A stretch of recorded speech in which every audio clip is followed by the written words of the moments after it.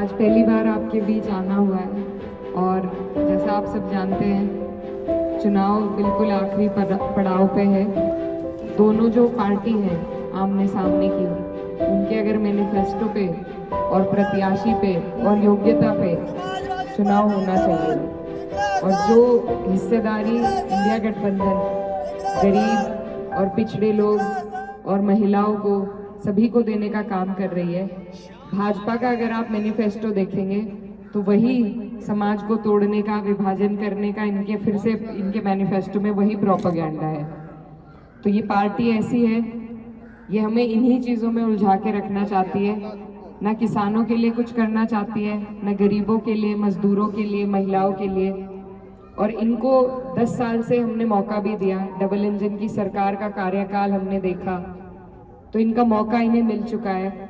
अपनी बेटी को ये मौका देकर देखें। और मैं आपसे वादा करती हूँ कि जैसे आज आप मेरी ज़रूरत में मेरे लिए खड़े हैं, मेरे सर पे अपना हाथ रख रहे हैं, तो जब आपको मेरी ज़रूरत होगी, आपकी हर ज़रूरत में, सुख दुख में, आपकी परेशानी में, मैं आपके बीच में रहने का काम करूंगी और आपकी लड़ाई मजबूती से लड़ने का काम करूंगी। आदाब, नमस्कार। इलेक्शन नज़दीक से मैं आपका स्वागत है, इस्तकबाल है। हम इस वक्त कैराना लोकसभा कॉन्स्टिट्यूंसी में हैं और ये कॉन्स्टिट्यूंसी बहुत इम्पॉर्टेंट है क्योंकि पहली बात तो ये शुगर केन बेल्ट है, फार्मर्स एक बहुत इम्पॉर्टेंट फैक्टर प्ले करते हैं। और दूसरा इसलिए भी बहुत ख़ास है क्योंकि इस कॉन्स्टिट्यूंसी से एक यूके से law graduate, a young contestant from opposition party Samajwadi Party contest करें। इनका नाम है Iqra Hasan. Iqra, thank you for talking to us. Thank you. आपके इलेक्शंस को लेकर के लोगों में बहुत एक्साइटमेंट है। आपके फादर मेंबर ऑफ पार्लियामेंट रहे, फिर आपकी मदर मेंबर ऑफ पार्लियामेंट रही, आपके ब्रदर एमएलए हैं। आप इतनी कम उम्र में इलेक्शन लड़ रही हैं, कैसा है अब तक आपका एक्सपीरियंस? शुरुआत थोड़ी चैलेंजिंग सिचुएशन में हुई थी, लेकिन उसके बाद से लगातार मैं फील्ड में हूँ, लोगों के बीच हूँ। मेरे भाई का जो पिछला चुनाव था 2022 विधानसभा में, तो उनको जेल में भेज दिया गया था चुनाव से बिल्कुल पहले। वो उस दौरान मेरी शुरुआत हुई थी और वैसी परिस्थितियों में शुरुआत करने के बावजूद बहुत लोगों से प्यार मिला और सभी ने साथ दिया और हम वो चुनाव जीते। उसके बाद पूरा 1 साल हमें लगा मेरे भाई को जेल से रिहा कराने में, और उस दौरान उनका जो विधायक का कार्यकाल था वो सारा मैंने देखा। और तब जाकर ग्राउंड लेवल पे मुझे समझ में आया, लोगों के बीच जाकर उनकी दिक्कतें, परेशानियां, उनके काम। और उसके बाद से लगातार 3 साल हो गए हैं लगभग फील्ड में रहते हुए। तो अब एक जुड़ाव हो गया, एक लगाव हो गया और एक एहसास हुआ है कि इतने वक्त तक लोगों ने हमें, मेरे परिवार को चुना और इस लायक बनाया कि हम उनके कुछ काम आ सके। तो और मुझसे भी वही एक्सपेक्टेशंस रखी गई, तो ये मेरी कोशिश है कि मैं भी उनके लिए कुछ कर सकूं जिस तरह मेरे पिताजी। How old are you exactly? I'm 28। You are 28। आप सिर्फ 28 साल के, 28 इयर्स की हैं। आपके भले ही पेरेंट्स पॉलिटिक्स में रहे हैं, पर आपने लॉ किया यूके से। कौन सी यूनिवर्सिटी से पढ़ाई की आपने? SOAS, university of London. University of London से। फिर आपने सोचा क्योंकि पॉलिटिक्स में जाना है, नहीं कि अपना करियर लॉ में परस्यू करती हूँ? नहीं, मेरा इंटरेस्ट एकेडमिक्स में था। I wanted to do my PhD and get into academics. मेरी कोई इरादा नहीं था कि मैं राजनीति में आऊँ। मुझे दिलचस्पी ज़रूर थी हमेशा से राजनीति में, क्योंकि मैंने बहुत क्लोज क्वार्टर से देखी थी राजनीति परिवार के माध्यम से। तो लेकिन कभी ये नहीं सोचा था कि मैं पार्टिसिपेट करूँगी या मैं चेहरा बनूँगी। तो वो अपने आप कुछ परिस्थितियाँ ऐसी बनी कि आज मैं यहाँ पर चुनाव भी लड़ रही हूँ, लेकिन ऐसा कभी मैंने सोचा नहीं था। यू आर 28 ईयर ओल्ड और आप कंटेस्ट कर रही हैं बीजेपी के अगेंस्ट। सिटिंग MP हैं प्रदीप चौधरी, उनका भी फैमिली बैकग्राउंड है पॉलिटिक्स से। और बीजेपी का इलेक्शन होता है कि मतलब प्राइम मिनिस्टर नरेंद्र मोदी भी यहाँ पर आके कैंपेन करके गए हैं आपकी कॉन्स्टिट्यूंसी में, आपके अगेंस्ट। आपके अगेंस्ट योगी आदित्यनाथ भी कैंपेन कर रहे हैं 2 बार। The second time chief minister of Uttar Pradesh Yogi Adityanath is here, वो भी आपके अगेंस्ट कैंपेन कर रहे हैं। तो इतनी बड़ी ताकत से कैसे लड़ रहे हैं आप ज़मीन पर? आपकी स्ट्रैटेजी क्या है? क्योंकि आपके पास, बीजेपी के पास, उनके पास वो मशीनरी भी है, उनके पास वो पैसा भी है। तो उस मशीनरी से, उस पैसे से, उस धुआंधार प्रचार से कैसे फाइट कर रही हैं आप? जो पिछले 2 हमारे चुनाव हो चुके हैं, 2014 ले लीजिए या 19 ले लीजिए, इसमें भाजपा जो नेशनल नैरेटिव बनाती है और जो उनका ये एक एजेंडा रहता है कि वो सिर्फ एक चेहरे पर चुनाव लड़ेंगे, ये 2 बार चल चुका है। उसके बाद हमारा जो क्षेत्र है यहाँ पर लोगों को चाहिए कि कोई उनके बीच में रहे लगातार, उनके दुख सुख में, उनकी परेशानियों में उनके काम आ सके।